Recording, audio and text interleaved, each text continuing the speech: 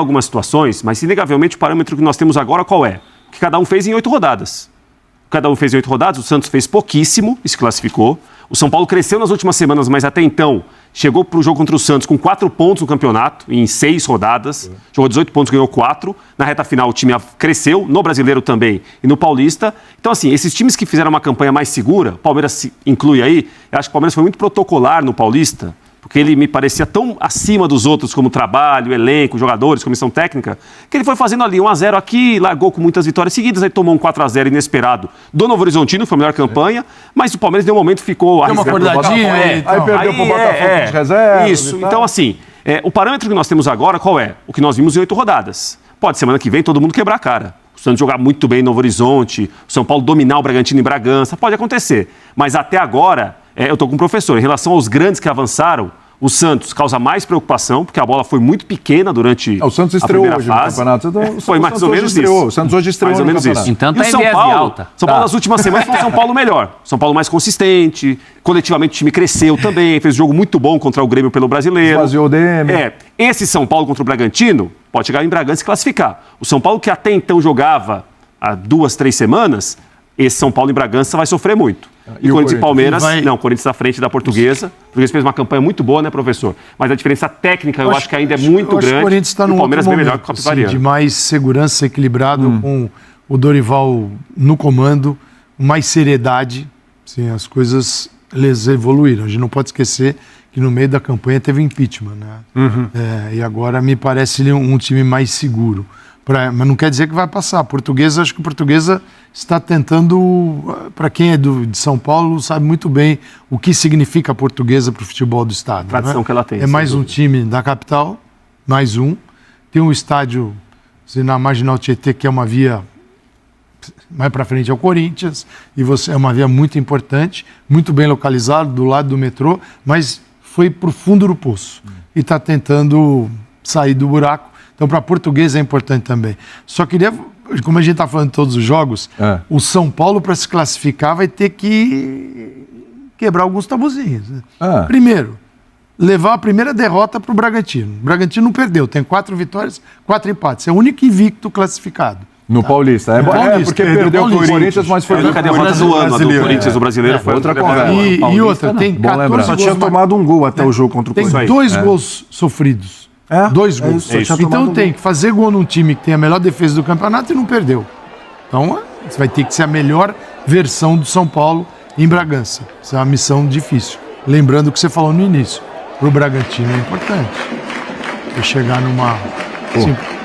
Como clube empresa, o Bragantino, né, quase todo ano ele está conseguindo. O único título como Red Bull Bragantino foi a Série B do Brasileiro. É o único título, e foi um título de segunda divisão. É nacional, mas é segunda divisão. Título de primeira divisão, como clube empresa, o Bragantino não tem. Ele tem uma final de Sul-Americana. Ele tem final de Sul-Americana, tem boas campanhas em Brasileiro que levaram o time a Libertadores, mas título, que é quase que um carimbo de um clube empresa, como é o Red Bull Bragantino, o Paulista é uma chance, sem dúvida. Mas diante dos grandes, onde o Bragantino costuma roer a corda é nessa fase, mata-mata. Não, ele já foi eliminado por Corinthians, por Palmeiras, por Santos, acho que 2 vezes pelo Santos, recentemente e tudo. E assim, tá na hora de dar aquele passo além, né? Exatamente, sair do primeiro semestre, assim. É o que nem o Campeonato Brasileiro do ano passado. O Bragantino começa jogando uma barbaridade e depois começa a descer a ladeira. E aí vai perdendo e acaba, enfim... Depois ali na parte final do campeonato, brigando na parte de baixo da tabela. E não só na parte de cima, que foi o que se imaginava quando começou o campeonato. Só para lembrar, né, que 2000... tá aí na última. Sim. Né? Não, só para lembrar que em 2023, na época da derrocada... Foi 2023 a derrocada do Botafogo, né? 2023. O Bragantino teve no colo até a possibilidade de ser líder. Um jogo na Vila Belmiro contra o São Paulo, inclusive. Isso aí mesmo. Né? Na Vila. E foi 0-0 aquele jogo. Perdeu 1-0. Perdeu 1-0. Sofreu um gol no final. Perdeu 1-0. E ali teve uma derrocada também. E aí o Bragantino também não ganhou de mais ninguém. Foi uma derrocada igual do Botafogo. É que o Botafogo, claro, uma lupa muito maior. O Bragantino foi o líder, né? E além do tamanho dos clubes, né? O Bragantino não liderou como o Botafogo, mas ele bateu ali na trave. Ficou a 1, 2 pontos da liderança e não... O Bragantino me parece mais confiável num campeonato de ponto corrido do que num mata-mata contra um grande. Só para não bancar ou bancando o advogado do diabo em relação ao que o Calçade falou, tem uma possibilidade do São Paulo tirar o Bragantino sem fazer gol e sem derrotado. É pênalti. Se é levar o 0x0 e passar nos pênaltis. E o Bragantino sai. Pode cair isso aí. Com a melhor defesa. Né? E sai nas quartas, é verdade. Então, essa possibilidade Se o Boca já fez quase isso aí na Libertadores contra o Fluminense, por que não pode... Paraguai numa Copa América, na Copa América, o Paraguai não fazia gol em ninguém e ia passando. 2011. Assim, dito isso, então vamos lá. Aonde está o maior problema? O Bragantino para o São Paulo ou o Novo Horizontino para o Santos? Porque a gente já excluiu, obviamente, o Capivariano da vida do Palmeiras, é português, de não é favorito. Dito isso, eu acho porque que tem o adversário e tem o momento do Santos e São Paulo. Para levar o Horizontino para o Santos. Então nessa aí também. Você diz em relação à confiança de futebol praticado, Exatamente. o São Paulo está em ascensão nas últimas rodadas do Campeonato Brasileiro. Acredito que o Crespo encontrou a forma desse time jogar. Vale lembrar que no início ainda estava ali a linha de 3, ele tentando encaixar o time, a forma do time jogar, o Danielzinho e o Marcos Antônio ali basicamente levando a equipe. E agora no último jogo contra o Grêmio ele testou uma formação que a gente discutiu várias vezes quem sairia, né, do time para a entrada do Lucas Moura, e ele surpreendentemente desmonta a linha de 3, monta lá a linha de 4 jogadores e do meio campo para frente ninguém tem posição fixa, né? Todo mundo se movimentando bastante, só o Pablo Maia que fica ali mais fixo segurando o piano. Danielzinho, Marcos Antônio, Luciano, Lucas Moura, até o Caleri no jogo contra o Grêmio, sem guardar a posição, aberto muitas vezes pelo lado direito, pelo lado esquerdo, enfim. Ninguém com posição fixa, então rolou uma química ali, a gente pode dizer dessa forma. Do meio campo para frente, o Lucas Jamon, olho nele, bom de bola. Sim. Os dois jogadores do Mirassol, muito bem no time. O Danielzinho, que começou o ano, também, né? Parece que tem muito tempo de São Paulo. E o Lucas Ramon, nesses jogos aí iniciais, muito bem. Bem no apoio, bem na defesa também. Então, assim, acho que em relação a São Paulo e Santos, o São Paulo está mais confiável do que o Santos. Eu acho mais difícil hoje São Paulo. É mesmo? Pelo Bragantino. Ele tem ganhado um time que não perde, tem que fazer gol num time que não toma gol. E o Santos ganhou do Bragantino na primeira rodada 2-1. Novo Horizontino. Do Novo Horizontino. 2-1. Do Novo Horizontino. Ou seja, o adversário do Santos perdeu pro Santos. Só tem 2 derrotas. É verdade. Uma foi pro Santos. Era início e tal, mas se era início pro Novo Horizontino, imagina pro Santos. Imagina pro A gente está dizendo que agora que o time está decolando. No jogo de hoje, imagina agora lá não, agora estreou. Né? Então. Assim, eu vejo. Não estou dizendo que o Santos vai passar, vai ser uma moleza. Estou falando no grau de dificuldade. Cara, tudo bem que o Santos não empolgou até agora, mas você começa a olhar para os jogadores, você vê que o Neymar vai jogar em algum momento. Pode até começar esse jogo, a gente está falando da semana que vem. Com o Gabigol, é outra conversa. Tem jogador, Moisés, chegando. Interessante. Assim, não é um time, cara, é um time que não rendeu. Não dá para dizer, não vou dizer para você que esse elenco vai ganhar o Campeonato Brasileiro, porque não vai. Não vai, esquece. Mas ele pode. Elenco do campeonato. Mas ele vai render, ele tem que render, cara. Muito mais. Porque tem o Rony, tem o Neymar, tem o Gabigol, o Moisés chegou. E você citou jogadores aí, você falou Moisés chegou, né? Você citou jogadores aí que eles foram chegando aqui com o carro em movimento, inclusive, né? O Rony é um caso. O Moisés é um caso. A gente tem o zagueiro agora que vai chegar também. Nossa, me fugiu o nome dele.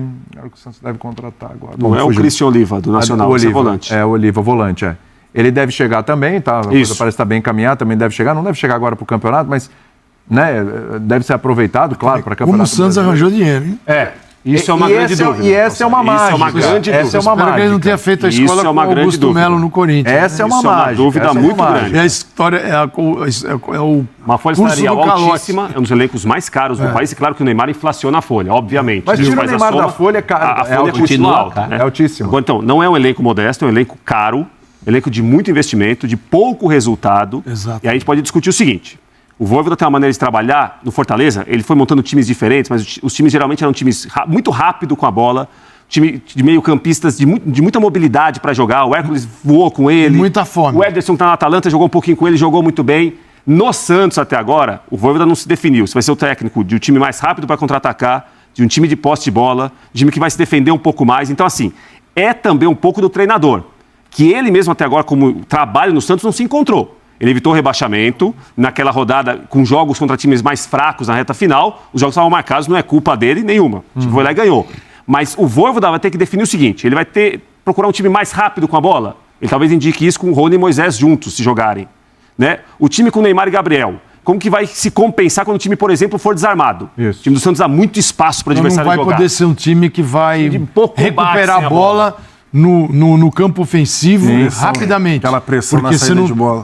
com os dois não tem. Os né? dois não tem. Nenhuma Tem que ter característica. Hoje foi um Você não ponto fora da curva. você não Já era o consegue. Galo Clube, rebaixado, já Mas- estava 3-0. mas já O Neymar entrou já 3-0, depois o Melo ficou com 3-0, 10. Tem times que vão entregar a bola para você. Sim. Né? E tem times que você não vai ver a bola. Então, assim, nas escolhas, é claro que ele com menos dinheiro e tecnicamente mais modesto, conseguia pegar uma equipe e falar, peraí, o ponto principal aqui para começar a conversa é um time que corra o tempo todo, que morda, que tire os espaços do adversário e que seja rápido.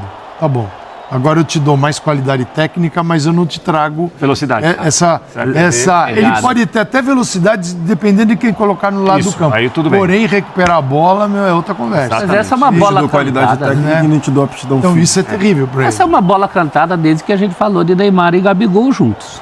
Eu acho que também tem aquela coisa do técnico se adaptar. Não adianta ele ficar falando que eu sou o Vojvoda da pegada do Fortaleza, e tem a diferença de que quando ele assumiu o Fortaleza, ele não tinha nenhuma cobrança a respeito de nada, ou pelo menos não a cobrança que ele tem no Santos. A cobrança que ele tem no Santos é a mesma, o Prates acabou de falar, que ele ainda não conseguiu, como não conseguiram. Quantos são os técnicos do Santos nos últimos 12 meses? Isso é uma coisa que, entre aspas, professor, joga a favor dele. Porque às vezes você olha para o Santos e fala o seguinte, mas se ninguém parou no clube, o problema é o profissional ou é o clube? Aí é uma outra discussão. É um lugar difícil de trabalhar, troca diretor também à torto e direito. Tem um presidente que, já falei aqui várias vezes para mim, está superado em relação à maneira que ele trata o futebol, como ele trabalha com o futebol. Agora, o trabalho de campo do Vojvoda não aconteceu ainda. Pode vir a acontecer a partir das quartas de final. O time pode jogar o que não jogou ainda com ele. Então, mas é justamente esse ponto que eu estava falando em relação a São Paulo, Santos e São Paulo, Novo Horizontino e Bragantino. Não era nem a questão dos adversários. Do Novo Horizontino, seu primeiro colocado. O nível deles. E o Bragantino. Estou falando de confiança na própria Exatamente. equipe. O São Paulo, com o Crespo, já tem um esquema. O Crespo achou a forma que essa equipe vai jogar. O Santos está nessa discussão que vocês estavam trazendo agora. Vai jogar com bola? Vai jogar sem bola? Qual vai ser o esquema? 4-3-3, 4-4-2, 2 pontas rápidos abertos, Neymar e Gabigol por dentro. Por exemplo, Neymar e Gabigol ainda não jogaram agora, jogaram hoje. É isso. Poucos minutos, então Nem no próximo 45 jogo. minutos. Então no próximo jogo já vai ter Neymar e Gabigol por dentro, centralizados lá como atacantes, como dupla. E quais serão os jogadores que vão jogar por fora? É isso que eu tô falando. É isso. O São Paulo já tem uma definição tática, pelo menos. O Vojvoda ainda está tentando encontrar como ele vai fazer. Hoje, por exemplo, foi Arão e o Bom Tempo. Isso. Como duplas de volante. Vai ser isso? Vai ser Arão e Bom Tempo? Ou vai ser outro jogador ali Gabriel Menino. O Gabriel Menino, que fez um golaço lá, mas que quando com a bola rolando, deixa a desejar. O João Schmidt, que acabou dormindo lá no jogo na movimentação do Viveiros. É isso que eu tô falando, em relação a Santos e São Paulo. Não era nem em relação aos São Paulo adversários. torce para ter todo mundo fora do DM. Já é um... Aliás, por falar em São Paulo, Calçado, mais o Crespo fácil. está falando nesse Bora, momento. vamos ouvir. Vamos ouvir o Crespo, esse negócio aí do João Schmidt lá, disse que ele foi marcar o Zé Ivaldo. No lance E aí ninguém do marcou o Atlético Viveiros? Porque aí ele olhou cuidou o Zé do Ivaldo, outro. Ele olhou o Zé Ivaldo e falou, é melhor eu marcar o Zé Marcar Ivaldo. o Zé Ivaldo e esqueci o Viveiros.